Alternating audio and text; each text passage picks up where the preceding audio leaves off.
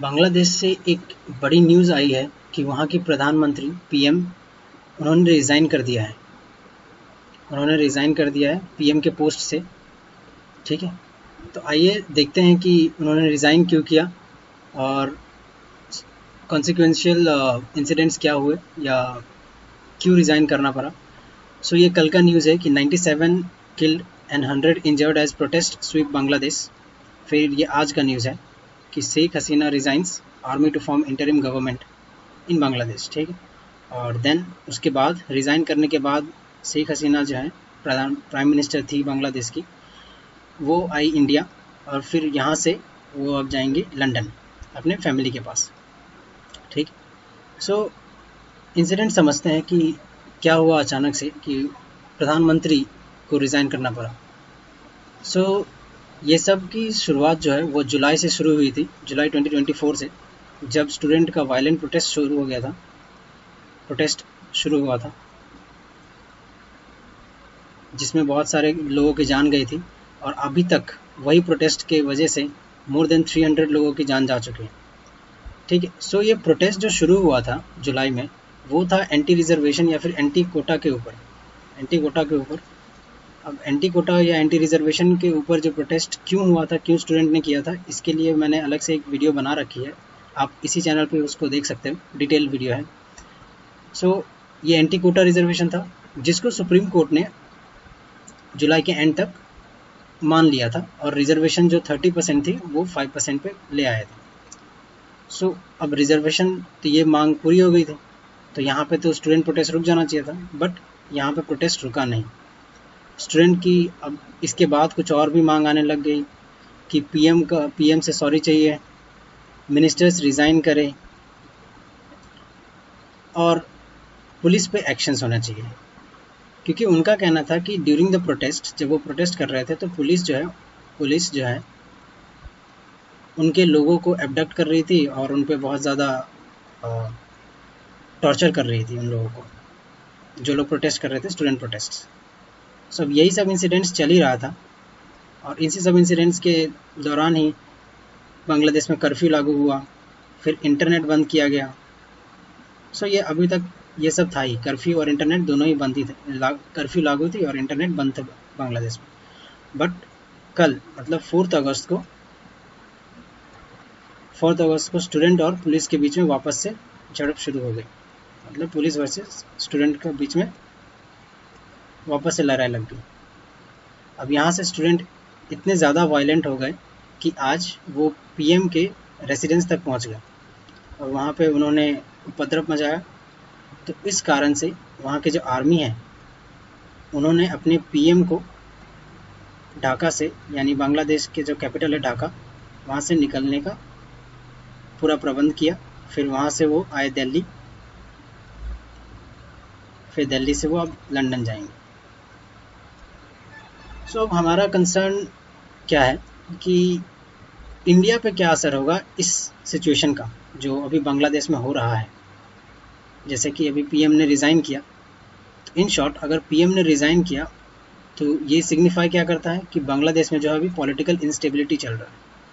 वहाँ पे कोई एक फिक्स लीडर नहीं है, कोई फिक्स लीडर नहीं है। सो कंसर्न क्या है कि कंसर्न ये है कि कहीं पाकिस्तान की तरह यहाँ भी मिलिट्री ना आ जाए, क्योंकि 2022 में म्यांमार में यही हुआ था कि वहाँ की मिलिट्री ने ही वहाँ के गवर्नमेंट को ओवर पावर कर दिया था, कू हो गया था। सो आइए देखते हैं कि इंडिया पे क्या असर होगा। सो ये इंडिया का मैप है, उसके बगल में नेपाल है, फिर यहाँ भूटान है, ये बांग्लादेश है जिसमें अभी पॉलिटिकल अनरेस्ट चल रहा है, यहाँ म्यांमार है, फिर पाकिस्तान है, अफ़गानिस्तान है और यहाँ तो चाइना। ठीक, सो देखने जाए तो इंडिया के जो नेबर्स है, फॉर एग्जांपल पाकिस्तान, यहाँ पे तो सबको पता है मिलिट्री रूल ही चलता है, गवर्नमेंट हो ना हो। सो ये तो ऑटोमेटिकली इंडिया के लिए डेंजर ही है। बात करें नेपाल की, तो नेपाल में कभी भी सरकार बदल जाती है, यहाँ भी पॉलिटिकल इंस्टेबिलिटी ही रहती है। कभी कभी चाइना को लेके नेपाल और इंडिया के बीच में कुछ हो जाता है, कहासुनी हो जाती है। चाइना तो है ही थ्रेट जो पाकिस्तान को सपोर्ट कर रहा है। तो इंडिया के जो एक ही जो अच्छे नेबर हैं अभी फ़िलहाल के लिए, क्योंकि इंटरनेशनल रिलेशंस में कोई परमानेंट नहीं होता। सो अभी जो फ़िलहाल है वो भूटान एक अच्छा इंटरनेट एलाई है इंडिया का, जहाँ पे ना पॉलिटिकल इंस्टेबिलिटी है, ना कुछ ज़्यादा उपद्रव हो रहा है। अभी म्यांमार में भी 2022 से मिलिट्री रूल ही है। मिलिट्री, वहाँ की मिलिट्री ने कू कर दिया और तब से वहाँ पे मिलिट्री रूल ही चल रहा है। अभी बांग्लादेश में भी सेम सिचुएशन आ गया, वहाँ पे भी पॉलिटिकल इंस्टेबिलिटी हो गई। तो अब इंडिया के लिए क्या कंसर्न है कि अब जहाँ भी सपोज़ म्यांमार में जैसे कू हुआ था, यहाँ की गवर्नमेंट चली गई थी और मिलिट्री आ गई थी, तो इंडिया को वापस से इनके मिलिट्री से रिलेशंस बनाने पड़े थे, है ना। तो वैसे ही बांग्लादेश में अगर ये हुआ है तो इंडिया को वापस से डबल मेहनत करनी पड़ेगी, क्योंकि एक कंट्री दूसरे कंट्री के साथ बहुत सारे चीज़ें शेयर करता है। जैसे ट्रेड में ट्रेड होता है तो एक्सपोर्ट इंपोर्ट होता है, प्लस बांग्लादेश से हमारा एक और कंसर्न रहता है कि ये बांग्लादेश से माइग्रेशन होता रहता है इंडिया की तरफ, सो उसको रोकने का। सो इन शॉर्ट कहे तो अभी इंडिया के जो नेबर्स हैं मोर ऑफ लेस कि ये सब इन अनस्टेबल ही है। पाकिस्तान तो अनस्टेबल रहता ही है, नेपाल में अभी अभी फिर से एक नई गवर्नमेंट बनी, अभी बांग्लादेश में ये पॉलिटिकल इंस्टेबिलिटी हो गया, म्यांमार में पॉलिटिकल इंस्टेबिलिटी है ही।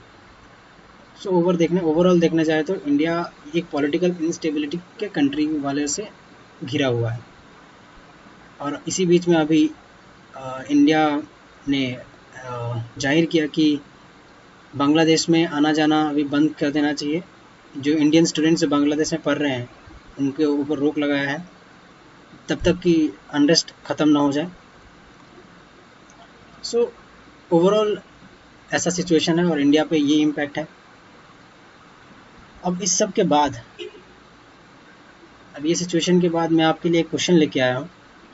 सो आप इस क्वेश्चन का आंसर कमेंट सेक्शन में कर सकते हो। जो भी आंसर होगा मैं कमेंट सेक्शन में ही बता दूंगा।